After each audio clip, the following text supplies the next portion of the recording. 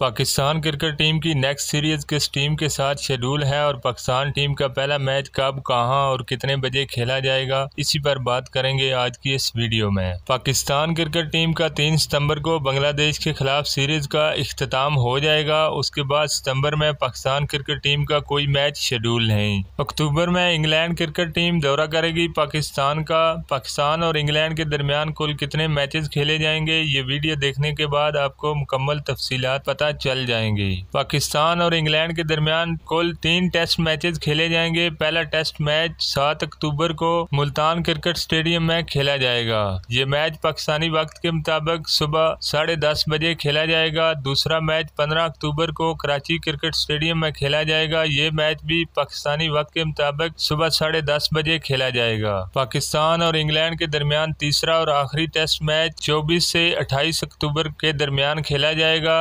Rawalpindi cricket stadium में ये match भी पाकिस्तानी वक्त के मुताबिक 10:30 बजे ही शुरू होगा। पाकिस्तान क्रिकेट टीम की तमाम न्यूज़ अपडेट्स के लिए चैनल को सब्सक्राइब कर लें। शुक्रिया। अल्लाह हाफिज।